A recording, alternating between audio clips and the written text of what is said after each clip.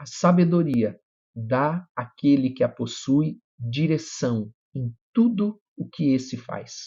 Que Deus te abençoe hoje, neste domingo, dia 22 de dezembro. É uma alegria estar aqui com você. Que Deus te abençoe poderosamente. Abençoe a tua casa com graça e paz, em nome de Jesus. Eu espero que todos vocês estejam bem e eu quero te convidar a abrir aí a tua Bíblia em Provérbios capítulo 11, verso de número 1. Enquanto você encontra, como sempre, nós vamos orar nos preparando. Pai, em nome de Jesus, nós queremos te agradecer por esse dia. Nós te damos toda a honra e toda a glória, todo o louvor. Pedimos, Pai, dá-nos entendimento por meio do teu Espírito. Dá-nos compreensão da tua palavra e perdoa os nossos pecados, assim como nós temos perdoado aqueles que nos têm ofendido. Em nome de Jesus. Amém. Glória a Deus. Eu quero lembrar você que hoje nós temos às 19 horas o culto ao Senhor.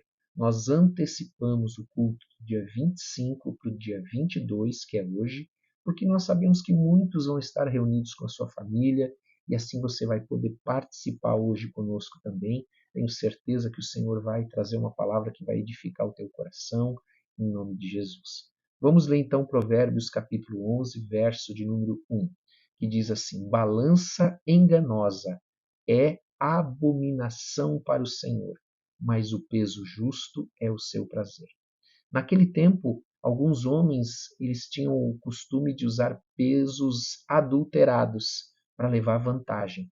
Mas este versículo aqui é um versículo que faz uma referência muito clara àquilo que nós já conhecemos, que nós devemos amar o próximo como a nós mesmos. Nós devemos desejar ao próximo aquilo que nós desejamos para nós. Porque tratar o próximo, amados, de forma justa, ele é um prolongamento do mandamento que nós encontramos, dos mandamentos que nós encontramos no Novo Testamento, mas que também há no Antigo Testamento, lá em Levíticos capítulo de número 19, falando que nós devemos amar o próximo como a nós mesmos. A lei fala, amados, dos pesos e das medidas falsas, porque Deus abomina o falso equilíbrio, porque Deus ele é justo.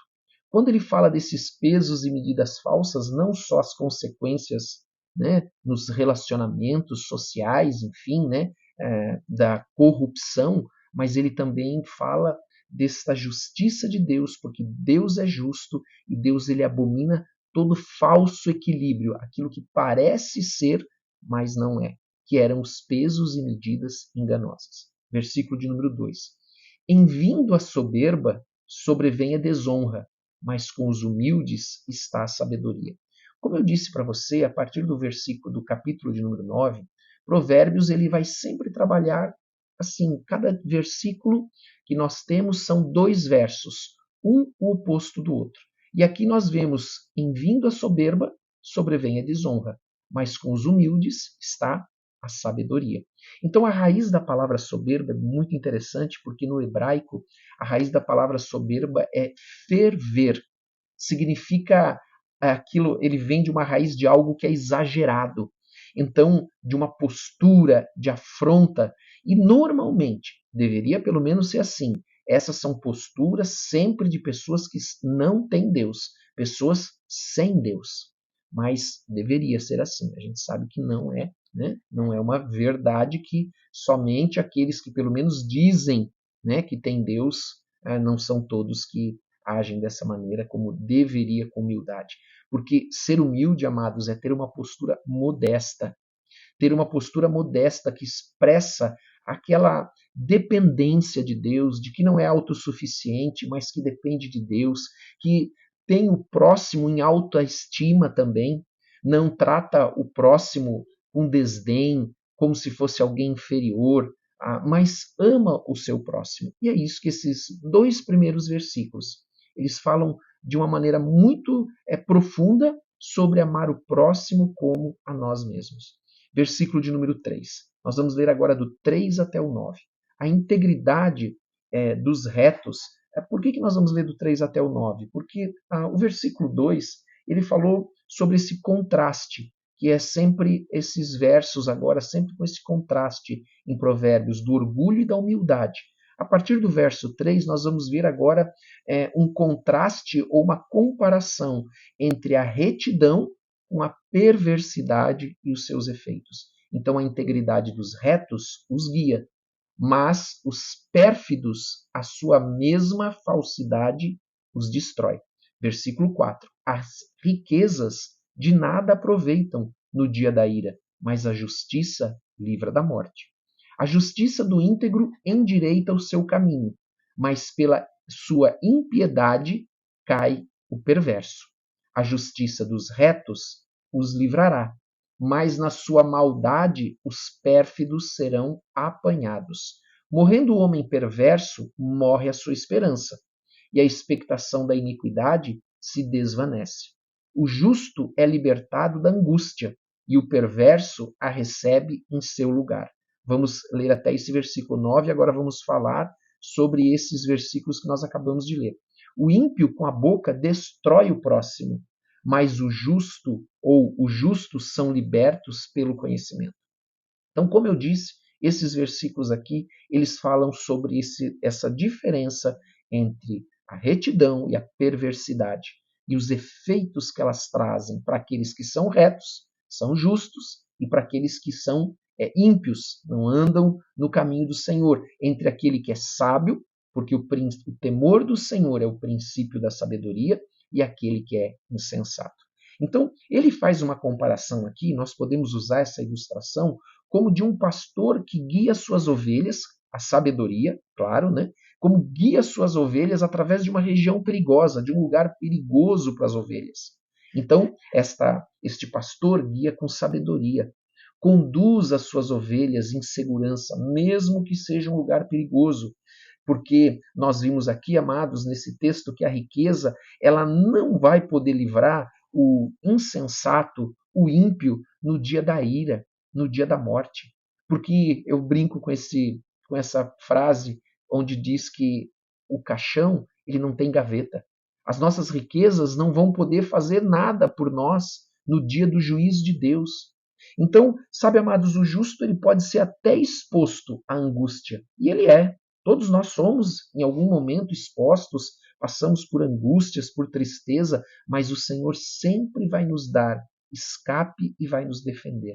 Diferente do insensato, diferente do ímpio, porque ele não andou por esses caminhos. Porque, amados, há uma frase também que é, hoje cheio de frases, né, que é verdadeira. Enquanto a pessoa vive, ainda tem esperança. Quando nós trazemos isso para o aspecto espiritual, enquanto a pessoa vive, ela tem esperança. Mas se ela viveu sem Deus, sem temor do Senhor, sem sabedoria, como insensato, quando a sua vida acaba, acaba também a sua esperança, que foi o que nós lemos aqui no versículo de número 7. A expectação da iniquidade se desvanece. Quando morre o perverso, morre a sua esperança. Então, veja, todos nós passamos por problemas, mas o justo, ele escapa. Enquanto que o justo escapa desses problemas, dessas consequências, porque o Senhor o guarda, o Senhor o defende, o insensato é isso que ele vai receber. O que o justo escapa, do que o justo é livre, é liberto, é o que o insensato e o ímpio recebem. Isso é algo muito forte que nós precisamos tomar essa palavra no nosso coração e meditar nela, porque, amados, o Senhor, ele livra os seus. O Senhor, ele vai te livrar, não importa o que você esteja passando hoje, não importa quanto tempo você está lutando, porque o Senhor, ele está com você, ele não vai te desamparar, ele vai te defender, ele vai ser a tua segurança. No versículo 9, que foi o último versículo que nós lemos aqui, nós vimos que o ímpio com a boca destrói o próximo. Amados, é uma referência, mais uma vez, a algo que nós já vimos, o poder da língua de destruir o próximo por calúnias, fofoca, difamação. Mas aqui há uma promessa. Mas o justo, ele é liberto pelo conhecimento. Então, amados, o justo, ele é sempre liberto dessas redes, dessas teias, dessa cilada que a boca do ímpio prepara. Amém? Vamos ler o versículo de número 10 agora. Diz assim: no bem-estar dos justos exulta a cidade, e perecendo o perverso, há júbilo. Aqui nós vemos, amados, aqui mais um efeito entre a diferença do justo e do ímpio. O justo, amados, é aquele que alegra a cidade. Na prosperidade do justo, há bem-estar na cidade, a cidade exulta. Mas quando é do ímpio, amados, a cidade geme. Isso fala, amados, da relação que há entre os benefícios e os malefícios do justo e do injusto, da boa influência ou da má influência que eles trazem e as consequências que elas causam na vida dele próprio, das pessoas que estão à sua volta. E, em primeiro lugar, a sua própria família, sua esposa, o seu marido, os seus filhos. E depois as pessoas que estão à sua volta, amados, a sua esfera de relacionamentos. Então, há um impacto, amados, de tudo que nós fazemos. E ter sabedoria faz com que este impacto seja algo positivo e não negativo. Porque há um impacto de tudo que o homem faz, tanto na sociedade quanto no coletivo. E não é somente a si que ele prejudica. Ele prejudica a quem está à sua volta também. Como eu disse, em primeiro lugar, a sua própria a si mesmo, a sua família, e depois aqueles que estão à sua volta. Versículo de número 11. Pela bênção que os retos suscitam, a cidade se exalta, mas pela boca dos perversos é derribada. Então a boca do perverso destrói a cidade. Enquanto que a bênção que sai da boca daquele que é justo, daqueles que andam em retidão, eles vão vão fazer com que a cidade seja exaltada, seja abençoada. E se exaltar tem o sentido de ser abençoada, de prosperar. Vamos ler agora do 12 ao 15 e vamos terminar aqui. O que despreza o próximo é falto de senso, ou seja, não tem bom senso. Mas o homem prudente, este se cala. O mexeriqueiro descobre o segredo, mas o fiel de espírito o encobre. Não havendo sábia direção, guarde esse versículo, amados, vamos falar um pouquinho sobre ele. Cai o povo, mas na multidão de conselheiros há segurança. Quem fica por fiador de outrem sofrerá males, mas o que foge de o ser estará seguro. Então nós estamos vendo aqui nesses versículos, amados, que, por exemplo, o versículo 12 fala que o homem prudente se cala, porque o homem prudente ele tem duas coisas que a sabedoria também acrescenta à sua vida, que é a paciência e o controle. E é um contraste, entre aqueles que são os mexeriqueiros que nós vimos aqui, que se envolve com fofoca, calúnia, que destrói com palavras, em contraste com o silêncio do sábio. Por isso que eu falei ontem ou anteontem que o livro de Provérbios, claramente, amados, há sabedoria no silêncio. Amém? Então aqui nós vemos que a falsa sabedoria é aquela que pensa que aquele que a tem, né, essa falsa sabedoria, acha sempre que é superior. Porque o verdadeiro sábio, amados, ele sabe que de nada ele sabe. Amém? Desculpe a redundância. O mexeriqueiro, aquele que é fofoqueiro, é aquele que promove escândalo sempre com a intenção de destruir. Por isso que nós temos que tomar cuidado com quem nós nos envolvemos, com quem nós andamos. Nós temos que sempre fazer uma pergunta: se aquilo que alguém está falando, qual é a intenção dessa pessoa nisso que ela está falando? Aonde ela quer chegar com aquilo? O que aquilo acrescenta à minha vida? Se você, dentro dessas duas perguntas, você vê que aquilo, primeiro, qual é a intenção dessa pessoa e o que isso acrescenta na minha vida, e você vê que isso é negativo, amado, se afaste dessa pessoa. E se ela se afaste, se ela, vamos dizer assim, se ela insistir, né? Se você vê que isso é uma característica dela, porque ela vai te fazer mal e ela vai fazer com que você se envolva. Outro dia eu falei rapidamente sobre isso, amados, uma coisa extremamente desagradável é saber o segredo de outras pessoas. É carregar consigo o segredo de outras pessoas. É algo extremamente desagradável, e não só desagradável, mas se torna um peso saber o segredo de alguém.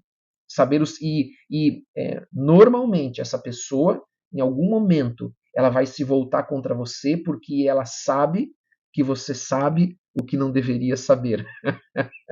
Amém? Versículo, e para nós terminarmos aqui, amados, eu quero reler de novo aqui o versículo de número 14, que diz assim: não havendo sábia direção, cai o povo, mas na multidão de conselheiros há sabedoria. Nós precisamos, amados, buscar conselho com aquelas pessoas que são sábias, que são de Deus, buscar orientação, porque na multidão de conselhos há segurança. Algumas versões diz que na multidão de conselheiros há sabedoria. Então nós temos que ter essa humildade de reconhecer que nós não sabemos de tudo e que nós precisamos uns dos outros. Amém? E, por fim, nós lemos o versículo de número 15, que nós já falamos sobre esse assunto, que é quem fica por fiador sofrerá males. Amados, não seja fiador se você não pode arcar com aquilo que você está se comprometendo. Amém? Quando a pessoa é fiador de outro, ela tem que estar ciente de que se essa pessoa não pagar, não honrar, se tiver um imprevisto, e ninguém está livre de ter imprevistos, você tem que ter condições de arcar com aquilo que você assumiu como fiador. Amém? Glória a Deus. Vamos orar então. Eu quero convidar você a fechar os teus olhos. Passamos um pouquinho hoje do horário que normalmente nós, dos 15 minutos, 14 minutos que normalmente nós usamos aqui. Mas glória a Deus, hoje é domingo e vamos orar. Quero te convidar a fechar os teus olhos. Pai, em nome de Jesus, eu quero te agradecer por esse dia. Peço que o Senhor dê a todos nós, Pai, do teu Espírito Santo. Enche-nos com teu Espírito Santo. Dá-nos sabedoria para compreender a tua palavra. E nós oramos pelas nossas famílias, Pai. Oh Deus, Pai Todo-Poderoso, abençoa cada lar, cada família. Abençoa esses dias, Pai, onde as famílias vão estar reunidas agora. Alguns já estão recebendo filhos em casa, já estão indo visitar parentes, ó Pai, já estão se reunindo em família e nós pedimos que o Senhor abençoe com paz, com alegria, com amor, em nome de Jesus. Que o Senhor possa abençoá-los, Senhor, com toda sorte de bênçãos e que seja um tempo de amor. Em nome de Jesus Cristo. Amém e amém. Que Deus te abençoe. Que você tenha um ótimo dia. Em nome de Jesus Cristo. Um grande abraço e não esqueça que daqui a pouquinho nós temos o devocional com a pastora Ana. Também veja se você é inscrito no canal. Não esqueça, por gentileza, de dar like, de compartilhar com quem você ama e de colocar nos comentários o teu pedido de oração. Nós oramos por todos. Deus te abençoe e até logo mais às 19 horas. Um grande abraço para todos.